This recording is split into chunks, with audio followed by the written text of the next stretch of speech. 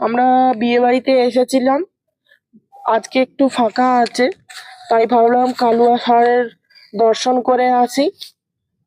এটা আমার দাদুর আদি বাড়ি। আমরা যখন আগে আসতাম বছরে, তখন কালুয়া ষাঁড়ের দর্শন করে যেতাম।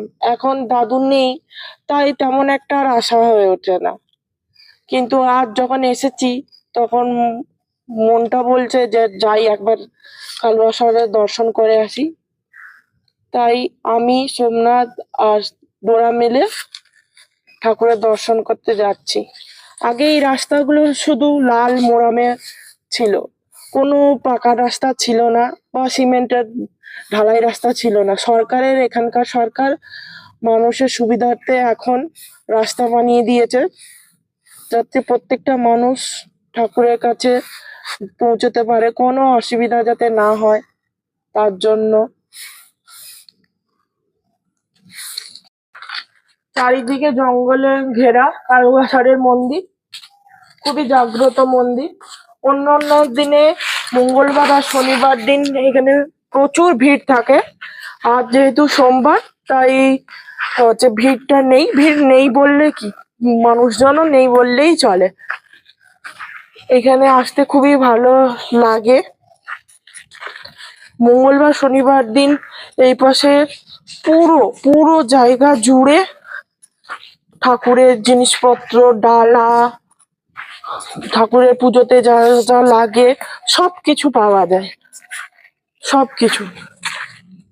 এখানে দূর দূরান্ত থেকে মানুষ আসে ঠাকুরকে পুজো দিতে। এখানে কোনো ঠাকুরের চালা বা উপরে কোনো ঘেরা জিনিস নেই, কারণ বন জঙ্গলে তো ঠাকুর এমনি থাকতেই পছন্দ করেন। ভগবান চাইলে সবই হবে। খুবই জাগ্রত মন্দির, সবার মনস্কামনা পূর্ণ হয়, অনেক মাংসকেও থাকে।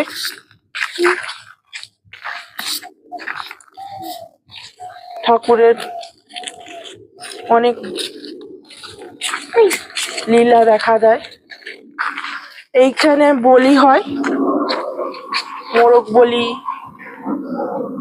হাঁস বলি, পাঠা বলি।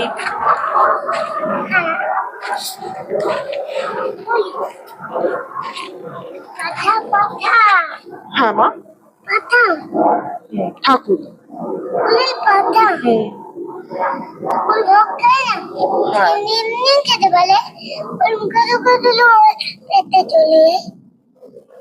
মা ঠাকুর সবাই সব জায়গায় আছে ঠাকুর, এখানে প্রত্যেকটা জিনিসে ঠাকুর।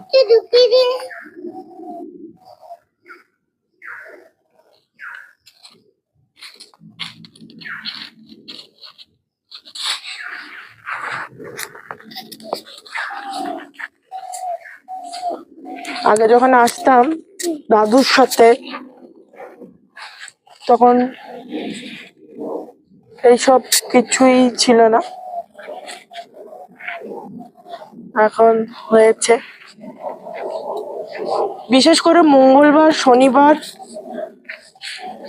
এলে খুবই ভালো লাগবে, খুবই ভালো লাগবে, লোকের সমাগম থাকে।